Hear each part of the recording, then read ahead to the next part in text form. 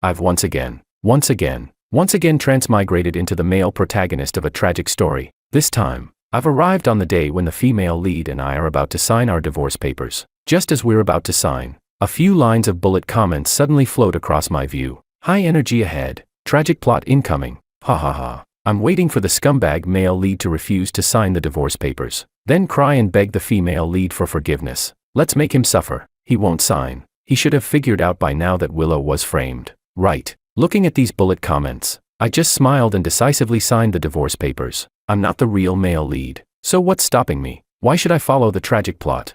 Chapter 1. I've transmigrated into the old, melodramatic, tragic story: the CEO's captive wife, becoming the cold, heartless, blind-eyed, heart-blind, obsessive, and mentally ill male protagonist, George, who ultimately, in order to win back his wife, doesn't hesitate to torment himself, an awful, domineering CEO. At this moment, I'm in the Civil Affairs Bureau, processing the divorce papers. Sitting beside me is a woman, very beautiful, but her face is as white as paper. She's Willow, my legally wedded wife, but she won't be for long. The original novel states that after 3 years of marriage, I neglected her, humiliated her, misunderstood her, and caused her miscarriage. I was a total scumbag, but I still loved her deeply. After being manipulated by a scheming woman and provoked by a man with an unclear relationship with Willow, I went to extremes. In the book, the male lead does everything wrong at first. The female lead suffers, but later the male lead comes to his senses and tries to make amends in a self-destructive way. In the end, the male lead ends up with broken legs, bankruptcy, and nearly dying. The result, the female lead doesn't forgive him. The male lead loses almost everything. Tragic, to say the least. I was thinking when suddenly a few lines of colorful, semi-transparent text floated by, blocking my view a bit. High energy ahead, tragic plot incoming. George, wake up. Look at all Willow has sacrificed for you. If you sign, you're done for. I'll bet 50 cents. He's definitely going to rip up the divorce agreement and shout, "I don't agree." Classic move. Bullet comments. I get it now. They're from viewers in another world. They're watching a drama, waiting to see my suffering, my regrets, and for me to walk down the irreversible path of lost love. I looked at those comments and smiled, curling my lips. What a load of nonsense. Why should I care?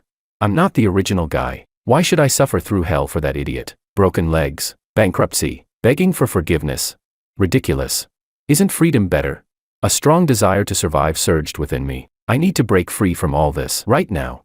The staff pushed the agreement in front of me, pointing at the place where I was supposed to sign. Willow didn't look at me. She kept her head down, staring at the table, her eyes still hollow. She was signing her own copy, writing quickly and forcefully, as if trying to escape from something. The pen was right in front of me, so I picked it up. The bullet comments were still floating by, dense and noisy. His expression is so cold. Could it be that he's really signing? No way. He's acting. Definitely acting. It's about to explode. I'm waiting for the classic scene. Screenshot and recording ready. I didn't even look at those annoying comments. I grabbed the pen. The tip of the pen touched the paper. Smooth and effortless. Then I wrote down George. I wrote quickly and steadily, without a second of hesitation, my wrist never trembling. After finishing, I put the pen down and pushed the paper toward the staff. All done, I said, my voice unexpectedly light. The entire hall was quiet. Only the hum of the air conditioning could be heard. The staff was slightly stunned, looking at the agreement, then at me, then at Willow.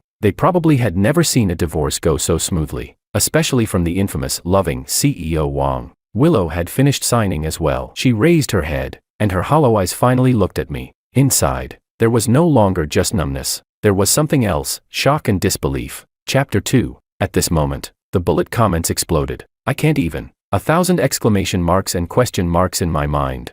What the hell? He signed it. He really signed it. This isn't the script, director. What happened to tearing up the agreement? What happened to the sudden realization? Aha. Where's my plot? Is this really what I wanted to see? Refund. The staff quickly completed the procedure. With high efficiency, 2 red books were handed over, divorce certificates. It's done. I'm emotionally free now. I stood up and stretched, noticing Willow was still sitting there, her head lowered as she stared at the red book in her hands, as if it were a hot iron. I didn't look at her and just turned to leave. My steps were quick and urgent, eager to get away from this place. The bullet comments scrolled frantically. He's really just leaving like this, not even a glance back. Where's my plot? Where's my tragedy? Did the scriptwriter go to hell? George, come back and kneel. Wait, did he leave too easily? As I walked out of the Civil Affairs office, The sun was blinding. The traffic outside was heavy, and the air felt so much fresher. The driver brought the car over, a black luxury car, and stopped by the roadside. I opened the door and sat in. The leather seats were comfortable. The driver asked, "Back to the company?" I hummed and leaned back in the seat, closing my eyes. My head still throbbed, but the heavy weight in my heart was gone. I felt light, lighter than ever before. The car started, merging into traffic, with the civil affairs office left behind. My phone vibrated, and I took it out to check. The screen was lit up, and the name, Maria, was flashing. She is the black-hearted lotus in the book Who Framed Willow, causing the original George to misunderstand Willow and becoming the culprit who made her miscarry. She was also one of the main triggers for the follow-up plot. The bullet comments instantly became excited. "It's here." The mistress's phone call came in. She must be calling to comfort him. Doggy George is definitely going to seek her out to complain. Scumbag man, cheap woman, lock them up, leave Willow alone. I felt disgusted seeing that name. I directly hung up, swiped, and dragged the name into the blacklist. The world felt half quieter. The bullet comments exploded again. Hung up. Even blacklisted. Holy shit. What the hell is going on here? This isn't what the script says. George, wake up. Did he figure it out? Does he know Maria framed Willow? So what if he knows? It's too late, scumbag. The driver glanced at me through the rearview mirror and said, "President Wong, it's Miss Maria. Don't ever mention her name again." My voice was not loud, but it was cold. The driver immediately shut up. "Yes, President Wong." The phone rang again. This time it was the assistant. I picked up. "President Wong, have you completed the procedure?" The assistant's voice was cautious, probing. I'm divorced," I said flatly. "Should we arrange compensation for Miss Liu?"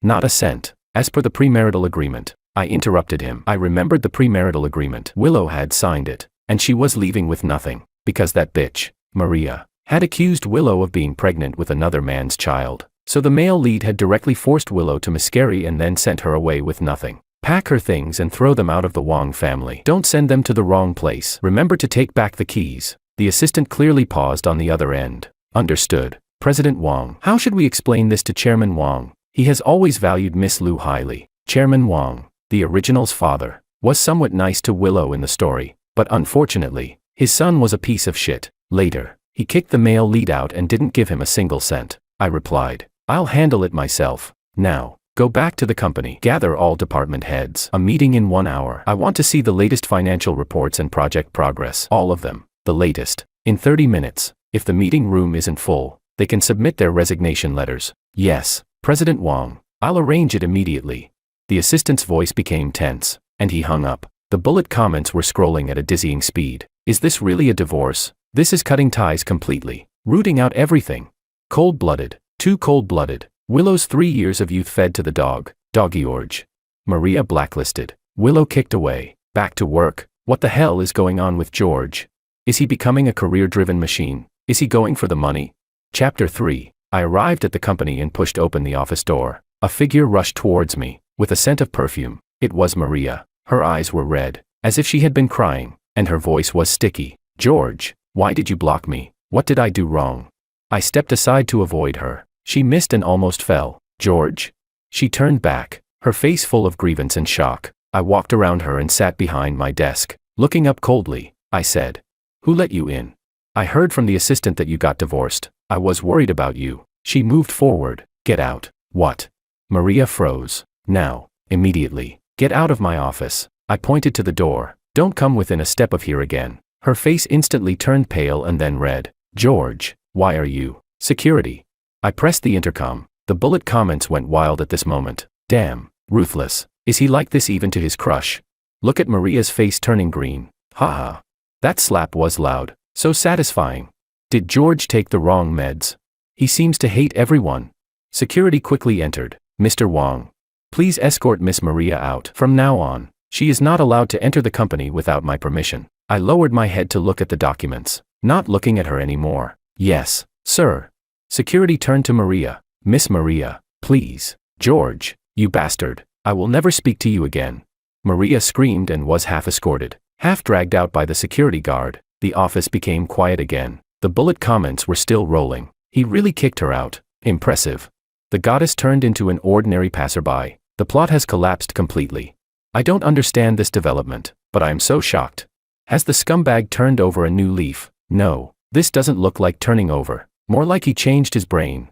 I ignored the comments. The butler called again, saying my father wanted me to leave and come home. I returned to the old Wang family house and saw the old man sitting on the sofa, his face ashen. To my surprise, Willow was also there. She was standing in the middle of the living room, with an open suitcase at her feet, packing a few folded clothes into it. When she heard my footsteps, she paused for a moment but didn't turn around and continued her actions. The old man saw me and slammed his hand on the armrest of the sofa. Good for nothing. You'd better explain yourself.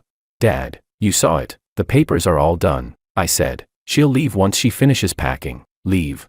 The old man stood up in anger. Who told her to leave? He strode to Willow's side and pressed the lid of her suitcase down. Willow, put that down. If anyone is leaving, it's not you. Willow's hand froze in midair. The old man suddenly turned to me, his finger almost poking my nose. You should be the one leaving. George, I don't have a son like you. Heartless, blind, and completely clueless. The bullet comments exploded again. Wow, the old man is powerful.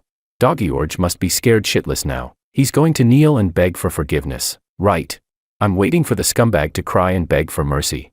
Chapter 4. The old man turned to comfort Willow, saying, Willow, don't leave. George has really changed. I just received word that he blocked Maria and won't let her come to the company anymore. George still loves you. The old man's chest heaved, each word coming out slowly. Willow looked at him with an expression of surprise, as if she couldn't understand that I would actually block the woman I loved the most for her. Seeing that I didn't say anything, the old man angrily said, George, I'm telling you right now, if you dare divorce Willow, get the hell out of this house. The Wang family has no heir like you. Willow is so good, and you don't cherish her, but keep tormenting her. Without her, you're nothing. He stared at me, as if waiting for me to beg for mercy, to regret my decision, waiting for me to, like in the novels, wake up and cry bitterly, kneel and beg for forgiveness. I looked at him, then I glanced at Willow. She was looking at me too, her lips pressed tightly together. The air felt as tense as a taut string. I nodded. My voice was calm. Okay. The old man froze. Willow's eyes widened just a little. A fleeting, almost unnoticeable emotion passed through them. It seemed more like complete astonishment, or maybe a hint of curiosity. The bullet comments froze for a second, then exploded. I have a million question marks in my mind. What is he saying? Okay. He just said okay. Wait, did they mix up the script? The old man told him to get out of the house, and he says okay. He's gone mad. George is definitely insane. Willow's expression. She didn't expect this either. Holy shit, what kind of crazy plot twist is this? The script for saving the wife just got burned to ashes. He doesn't even want his family inheritance. The old man stood there with his mouth open, unable to speak for a while, his face turning bright red. Willow's gaze was fixed on my face. I didn't look at them anymore. I turned and went upstairs, back to my room to pack my things. The taste of freedom was so damn refreshing. The bullet comments were still crazily refreshing. You don't want the family assets, the inheritance. All this just for a divorce. This scumbag has reached a new level of scum. He's scummy to the core. I think Willow is thinking, I've prepared 3 years of intense love and suffering, and you just do this. The world has collapsed. This book is unreadable now. At this moment, Willow also furrowed her brows and stopped me. She said calmly, George, it's me who should leave, but I still need to tell you, the child I lost was yours, not Makoto's. I didn't do anything wrong to you, and you don't need to play these tricks of a false pursuit. I won't see you again. I raised my hand and made a shelter, squinting my eyes as I smiled. I'm willing to send you far away. Your words are just what I want to hear. There's a company banquet tonight. Make sure you don't come. Don't let me see you. Willow furrowed her brows, her eyes showing a hint of anger. I lowered my head and stroked my fingers, saying, if you don't come tonight, Makoto won't come either. I won't let Maria come. Everything will be fine. Please, don't come. Willow froze for a moment, not understanding what I meant. I had read the original text, so I knew what would happen in the drama. At tonight's banquet, the male lead would see Willow and Makoto coming together, angered, and kiss Maria right in front of them, escalating the conflict between the male and female leads. The male lead would angrily hit Makoto, leaving the female lead utterly disappointed. In the end, the male lead's father would publicly announce the loss of his inheritance rights, and the male lead would be driven out in disgrace. This would kick off the self-destructive love reconciliation mode. But right now, if I told Willow not to come, none of that would happen. It would be a peaceful separation, everyone happy. But if they dared to show up, don't blame me for tearing the mask off. I had already gathered some evidence that wasn't introduced in the original story. The feeling of freedom was so good. Why would I want to get involved in your petty love-hate dramas? How boring. I don't have to chase anyone, don't have to simp for anyone, And I'm not bound by the plot. I have my own time, my own space, my own future. What self-destructive efforts to win back my wife. What tragic, deep love. Nonsense. I, President Wang, am here to make money, build my career, and live a free and easy life. Don't bother me. But at this moment, Willow looked up, acting completely out of character, and stubbornly stared at me, saying, I'm going. Why can't I go? As expected, the bullet comments went wild in front of me. Willow's inner thoughts, the rebellious phase has begun. About my ex-husband telling me not to go to the banquet, so I'm going anyway. Story. George versus Makoto. Who will win? Tonight's going to be a battlefield. Just watch George cry and beg for forgiveness. I've read the original text, and a big drama is about to begin. If the male lead doesn't get screwed this time, I'll poop while doing a handstand. Chapter 5. Crazy. I didn't pay any attention to Willow, nor to the bullet comments, and instead shook my head as I headed back to the company. The meeting room was already filled with people, silent as mice, each of them sitting upright, tense and nervous. There were piles of thick documents on the table, the projector was on, and the air felt strained. Everyone was secretly watching me, their eyes full of uncertainty. They probably all knew by now, President Wang got divorced today. His mood must be at rock bottom, and they were all waiting to bear the brunt of his anger. Moreover, the previous President Wang had been unskilled and totally misdirecting. I walked to the main seat and sat down, not wasting any words. Let's begin, I said. Finance. You go first. The CFO immediately stood up and began the report. Numbers, revenue, profit, costs, cash flow, speaking quickly, with a slight tremble in his voice. I listened, my brain automatically analyzing. Before this, I was in finance. Reading reports was second nature. I could spot flaws, discrepancies, and unreasonable points in an instant. Stop. I interrupted him and pointed to a spot on the projection. Here, the marketing expenses for Q3, a 35% year-over-year increase. Explain. Sweat appeared on the CFO's forehead. President Wang. This was for sponsorship of several large events and celebrity endorsements. Which celebrity? Where's the evaluation report for the endorsement? ROI data. Tracking of the event conversion rate. My voice wasn't loud, but each word was like a hammer hitting the table. Can't produce it, then it's wasted money. Who approved this budget? You. The CFO turned pale. It was recommended by Miss Maria, and Mr. Liu and Director Willow also thought it was feasible. Maria and Willow again. A few bullet comments floated by, cursing me for shifting the blame. Willow is no longer the director. I looked at him. I'm divorced from her. She has no ties to the Wang family anymore. Maria. Who is she? When did outsiders start making decisions for the Wang family? The meeting room went completely silent, everyone holding their breath, because they knew I had always listened to Maria in the past. Ignoring their astonished looks, I coldly continued. This money is a result of negligence in financial review. The supervisor will have 3 months bonus deducted. I looked at the CFO. No year-end bonus. And this is the last time. If there's another incident, you're out. The CFO's legs almost gave out, and he nearly couldn't stand, quickly replying, yes, President Wang, I'll conduct a full investigation and hold people accountable. Continue. I turned to the next project department. Why has the progress on the West City land been delayed for 2 months? The project manager quickly stood up and began explaining, citing issues with demolition and the approval process. I listened, occasionally interrupting to ask about key milestones, responsible parties, and solutions. My approach was decisive. No small talk. The atmosphere in the room slowly shifted from panic to awe. No one dared slack off. No one dared to give a half-hearted response. Each person was drenched in sweat, yet had no choice but to admit that President Wang was like a changed person, not shouting, not swearing. But this new version of President Wang was even more terrifying than the old, angry one. His gaze was sharp, his questions too precise, every sentence hitting the target. The tone of the bullet comments changed as well. Holy shit, is he actually working, really working? This aura is a little scary. The questions are so professional, sharp and to the point. Is this still the same CEO who only used money and shouting to solve problems? The divorce hit him hard, but it seems to have unlocked some new abilities. Eamon focused on his career is kind of scary, kind of handsome. Never mind. No, I didn't mean that. You guys, no turning on him. Remember, he's the scumbag. But he doesn't seem to care about Willow anymore. He doesn't even mention her name. Chapter 6. The meeting lasted for a full 3 hours. By the end, everyone looked like they had just fought a tough battle, exhausted. But in their eyes, there was something different, no longer pure fear, but something akin to respect. I stood up and said, Meeting adjourned. The issues from today must have solutions on my desk by noon tomorrow. I want to see specific people responsible and timelines. If you can't meet it, I'll find someone else to do it. Yes, President Wang.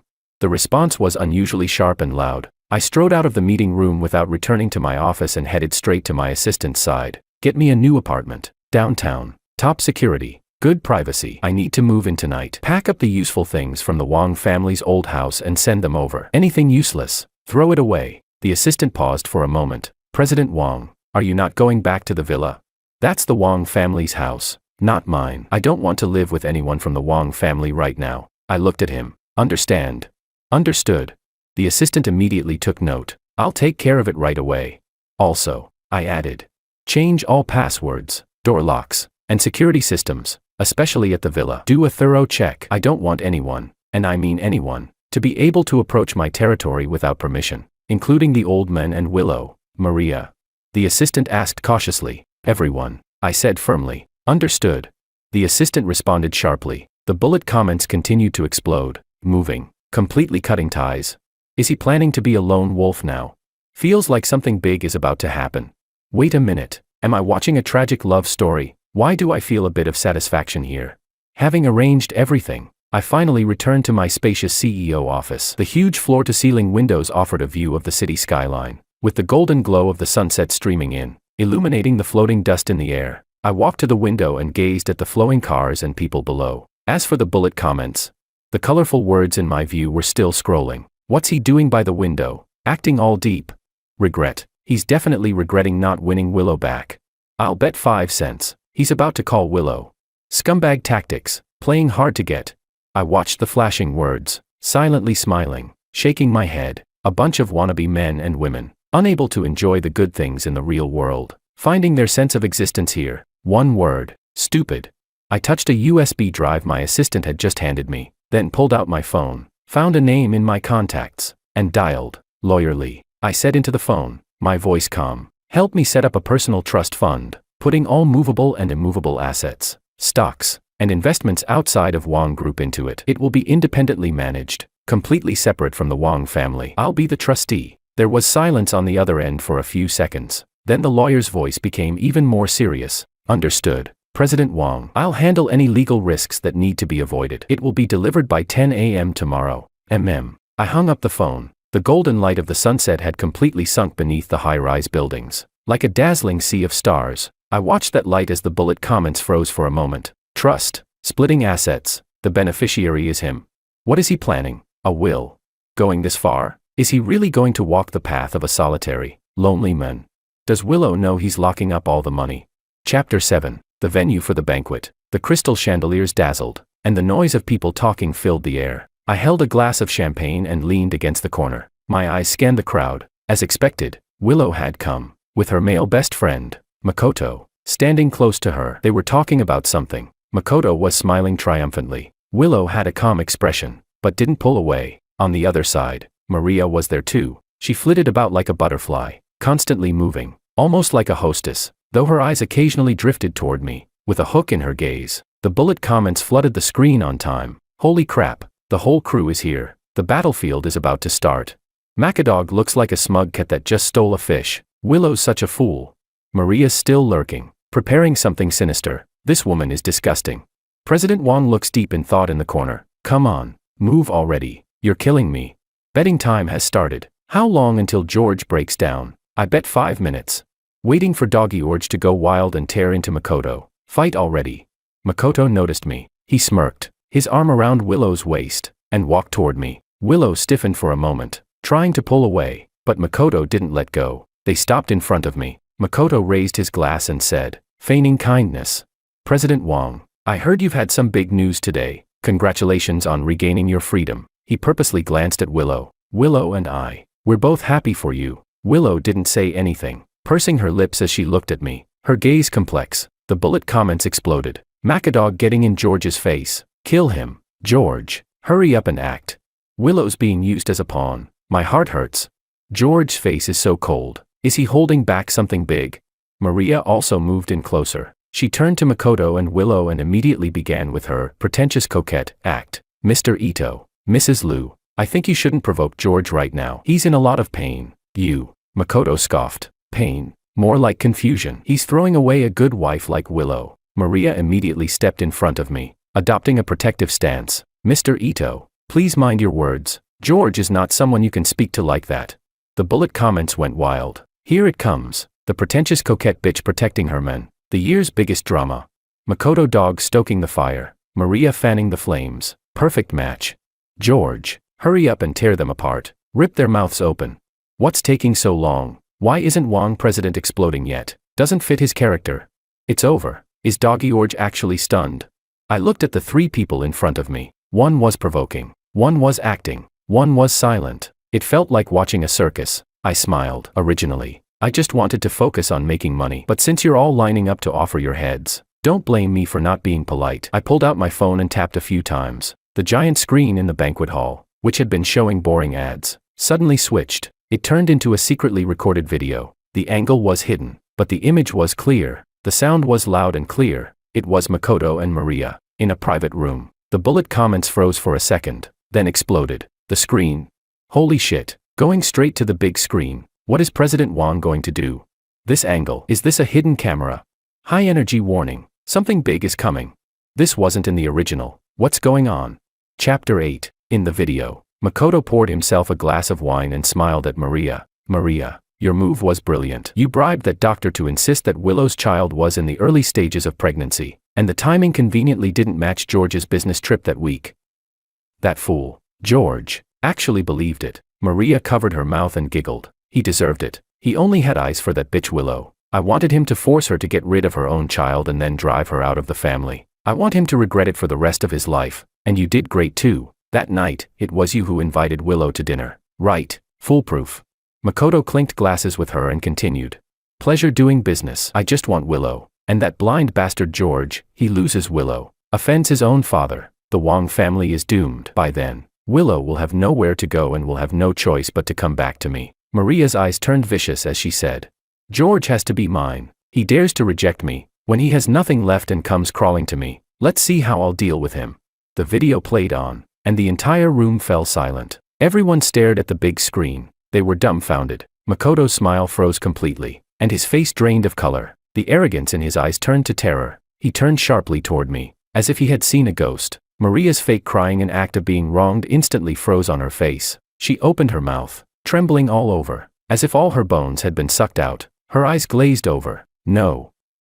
George, listen to me, she babbled incoherently, trying to rush over to shut off the video. I gave her a cold look. She froze in place. The most shocked was Willow. She stared at the big screen. Her body swayed slightly. Her wine glass dropped to the ground with a crash. It shattered into pieces. Red wine splattered across her white skirt, looking like blood. She didn't care. She stood there, her eyes wide open. Her pupils were filled with a violent tremor, disbelief, then, an immense emptiness, and finally, cold anger began to rise in her. Slowly, extremely slowly, she turned her head. First, she looked at Makoto, who was pale as death and trembling like a leaf. Then, she turned her gaze to Maria, who was on the brink of collapse, her face full of despair. Her lips trembled. She couldn't say a word. The bullet comments went completely insane, flooding the screen like a tsunami. A nuclear bomb. President Wong just dropped a nuclear-level bomb.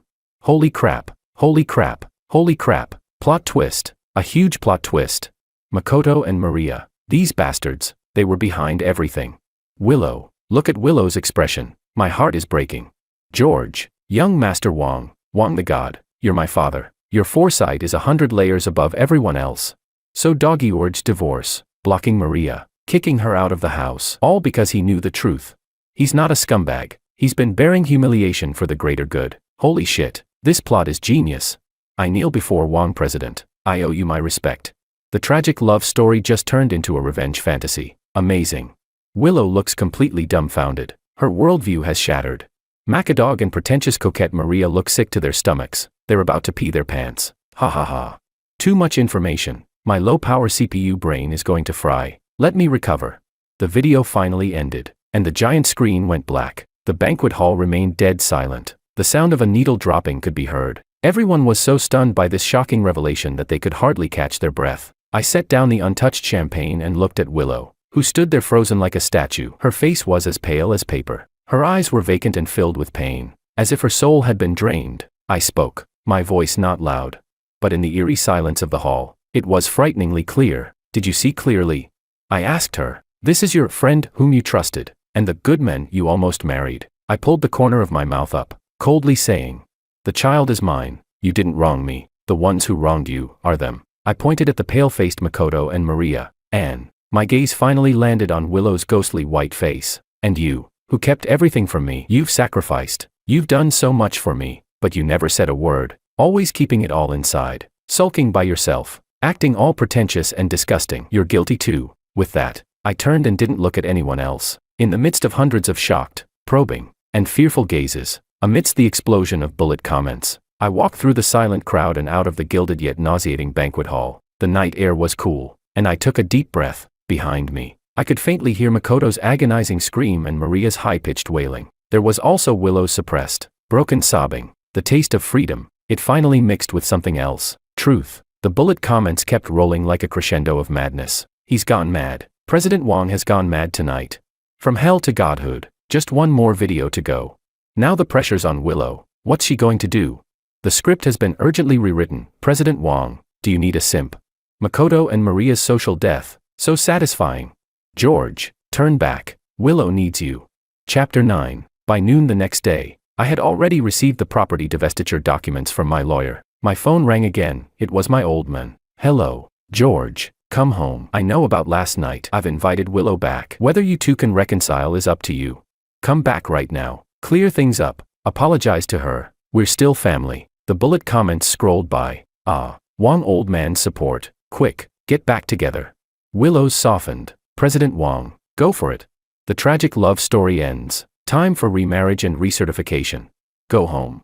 I asked in a flat tone. Which home? The Wang family's. Didn't you personally throw me out yesterday? You've probably already changed the property title, right? There was a pause on the other end. The bullet comments started. Buffed. Haha. Fatal question.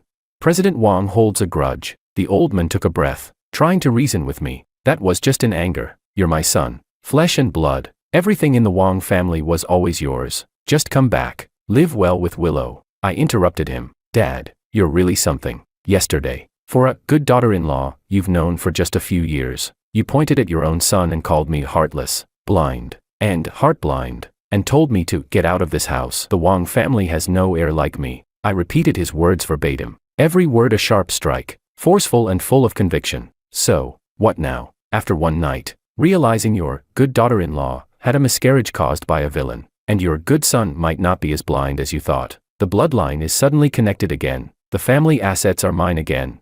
You're quite flexible with this bloodline and family assets thing, depending on your mood. The bullet comments flooded the screen. Holy shit. Every word hits the mark. President Wang's words are poisoned. Does the old man feel pain? Reverse mind control master. The old man's breath grew heavy, clearly furious. You ungrateful son. I'm your father.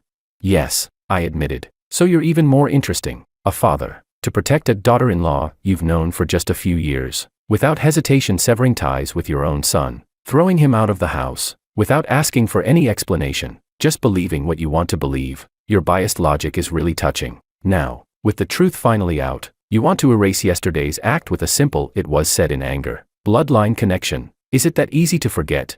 Dad, water that's been spilled can't be collected back. When you pushed me away, I was no longer part of the Wang family. You can accept Willow as your daughter, or your daughter-in-law, it's your business. Don't drag me into it. I'm doing fine now. The bullet comments erupted. Holy shit, logical genius. The old man has nothing to say now. President Wang refuses moral blackmail. This clarity, I'm in love with this. What will Willow do? There was silence on the other end of the phone for a long time. I could hear the old man's heavy breathing. Then, someone else picked up the phone. It was Willow. Her voice came through, a little hoarse, dry. George, can we talk? Alone. The bullet comments instantly went wild. Willow's taking the initiative. President Wang, say yes, it's an opportunity. Countdown to reconciliation. I sneered. My voice was clear. And came through the speaker. Talk about what? Talk about how miserable I've been. Deceived for 3 years. Talk about how I finally got my innocence back. How rare that is. Talk about how we should cherish each other and fix what's broken. Willow, save it. Yesterday, it was me who signed the papers at the Civil Affairs Bureau, and it was you too. It was my dad who kicked me out of the house, and it was you who silently allowed it. In your heart, I'm still that blind, heartless George who killed your child and tortured you for 3 years. You hate me, despise me, want to run away from me. That's right, because for those 3 years, the one who abused you really did bear the name George and wear this face. Even though it wasn't me doing it, but the debt, I'll take it. So, I signed the papers. I left the Wong family. I paid the price I owed. We're even now. Now that the truth is clear, do you feel wronged, deceived, or guilty toward me? No need. The one you owe an apology to is the George who truly loved you but was deceived, misled, and ultimately made a huge mistake. Unfortunately, he was forced to death by both of you. The person I am now doesn't hate you. I don't owe you anything, and I don't need your guilt or compensation. Like the song says, I'll send you away, far away. Your apology. I don't deserve it, so don't talk about it. Ex-wife, I wish you would stay far away from scum. Goodbye. Oh no, more like, never see you again. With that, I didn't wait for a response and hung up the phone. I blocked my dad's number as well. The world became quiet. The bullet comments exploded. I really don't understand. Can someone explain this to me? Another failed reconciliation. President Wong has rejected her 3 times now. He called Willow ex-wife. So cold. I took the debt. Damn, that's kind of hurtful. What's going on? He was forced to death by both of you. Holy shit, that's chilling. So President Wong sees himself as a different person now. Trying to win back his wife? Nah, screw that. President Wong doesn't even want to see her anymore. The self-destructive script for winning back the wife, rewritten by President Wong himself. Willow must be stunned on the other side of the phone. I tossed my phone aside. The sunlight streamed onto the floor, warm, quiet, and free, with a hint of decisive relief. The bullet comments were still scrolling. George, you're so ruthless. I thought the truth would lead to a happy ending, but this bee is so thorough. Willow, who should I cry to now? The plot direction. Someone get the writer to face the consequences. Chapter 10. A few days later. My phone pushed a news notification. Ito Group stock price plummeted by 90%. Core projects were comprehensively attacked by Wong Group, leading to a broken cash flow. Makoto was under investigation for business fraud and embezzlement. Maria's secret photos and recordings were exposed, involving extortion and power for sex transactions. Maria's family went bankrupt. Creditors blocked their door, and Maria was diagnosed with a mental disorder and sent to a sanatorium. The bullet comments flew by. Old Man Wong made his move. Thunderous power. Plus Willow's final strike. Steady, precise, ruthless. Macadog's suicide scene ready to go. Maria's pretentious coquette act is over. Revenge story mode activated. Where's President Wong? Come watch the show.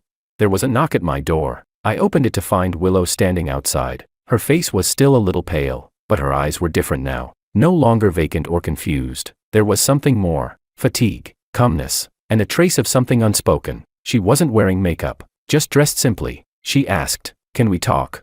No talk of reconciliation. I moved aside to let her in. The bullet comments surged. Willow's here. What else could they talk about if not reconciliation? President Wong actually let her in. Is there hope? The atmosphere feels off. She didn't sit down, instead standing in the middle of the living room, watching me. Makoto's done. Maria's done too. Dad. Chairman Wong made his move. I handed him the knife. I saw. I poured myself a glass of water and took a sip. All the evidence has been cleared up. She continued. Back then, the miscarriage was Maria bribing the doctor and the maid to forge pregnancy reports and phone records. Makoto provided the funds and the channels, and he deliberately created the affair between us while you were on your business trip. I put the cup down. She paused, seemingly considering her words. Her eyes filled with complexity as she looked at me. We were both fools. I raised an eyebrow. We were kept in the dark, torturing each other for 3 years. She pulled at the corner of her mouth. Bitter, like 2 puppets on strings, played in circles by them. We hated the wrong people, and loved in the wrong way. The bullet comments said. Willow's awake. Oh no, I feel so sorry for these 2 fools. Hug her, George. Now that the truth is out, it's time to reconcile. I looked at her. So? I asked. So? She seemed surprised by my reaction. So, Willow. I interrupted her. Fools is your word, not mine. She froze. You think we're fools, deceived, pitiful, wronged. And now that the truth has cleared things up, we should cry it out, or at least reconcile. I took a step closer, and she instinctively took a half step back. Stop being dramatic, I said, my tone flat. The past 3 years, the pain was real, the hurt was real, the miscarriage was real, signing the divorce papers was real. You hated me and wanted to escape from me. That was real. I signed the papers and left. That was real. Now that the truth is out, do you think those 3 years can be wiped away? That all that pain and hurt can be erased with a single click? No, they're still there, like a scar, reminding us of how stupid we were, how easily manipulated, how we failed. The bullet comments popped up. Ah, so cold. But somehow, it makes sense. President Wang is so clear-headed. Willow's eyes are red. Willow's lips moved, like she wanted to say something. I didn't give her the chance. You said we clearly loved each other. I looked at her, my gaze calm, unruffled. Willow, are you sure? 3 years ago, that blind and heartless George, who could only express possessiveness through harm, did he love you? Loved you in a twisted, foolish, self-destructive way? What about you? The Willow who was hurt, deceived, full of hatred, and only wanted to escape. Are you sure you still loved him back then? No, you hated him to the core. Now, that George is dead, killed by both you and him, forced to death by you too, and by his own doing. The person standing in front of you is not him. I don't hate you, but I can't say I love you either. To you, I only owe the ex-husband duty, the last bit of responsibility to clean up that stupid mess left by George. I've done my duty. We're square now. As for you, I looked at her pale face. Stop talking about love, it's too empty, and stop obsessing over who was foolish, who owes whom. It's meaningless. Look ahead. Live your life well. The title of the Wang family's daughter-in-law is enough for you to live comfortably. Don't make love your everything. Sometimes, it's not even as important as a warm meal. The bullet comments exploded. Philosopher George has logged in. Love is less important than a bowl of rice. Has he totally gone Buddha-like now? No need for a wife. President Wang seems like he's on the verge of becoming a monk. Willow's completely stunned. Willow stood there, dazed. The complex emotions in her eyes were completely replaced by confusion. She looked at me, like she was seeing a stranger. It took a long time. Finally, she asked very softly, so, what do you want now? I smiled, faintly. Want.